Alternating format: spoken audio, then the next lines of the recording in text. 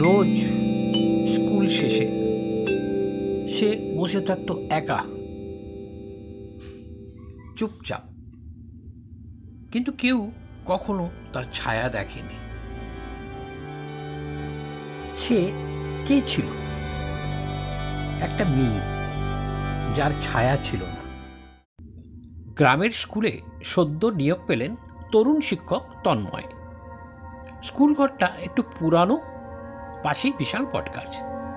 প্রথম দিন ক্লাস শেষে তিনি দেখলেন একজন মেয়ে স্কুলের বারান্দায় একা বসে আছে, চুপচাপ, পরনে সাদা ফ্রক, চোখে কষ্টের ছায়া। তন্ময় এগিয়ে গিয়ে জিজ্ঞাসা করল, তুমি কে? মেয়েটা ধীরে বলল, আমি চৈতি, আমার ছায়া নেই। তন্ময়ের মনে কাঁপুনি ধরল, কিন্তু পরদিন আবার মেয়েটিকে দেখল। এইবার সাহস করে সহশিক্ষক অমলদাকে জিজ্ঞাসা করলেন, এই মেয়েটি কে? অমলদা থেমে বললেন, কোন মেয়ে? আমি তো কাউকে দেখিনি। তন্ময় স্তব্ধ। তাহলে তিনি কাকে দেখেছেন? তন্ময় খোঁজ নিয়ে জানলেন, বছর 5 আগে এক ছাত্রী চৈতি স্কুলের পাশে পুকুরে ডুবে মারা গিয়েছিল। সেদিনটা ছিল আমাবস্যা, আর আশ্চর্য, তখনও সে সাদা ফ্রক পরেই ছিল। পরদিন সন্ধ্যায় বৃষ্টির মধ্যে তন্ময় আবার স্কুলে যায়। চৈতি তখন বারান্দায়।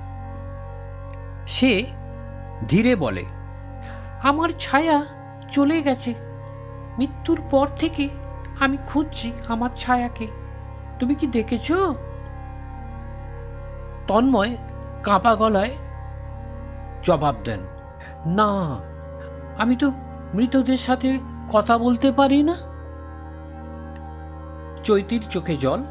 হঠাৎ বিদ্যুৎ চমকায় আর সে অদৃশ্য হয়ে যায়।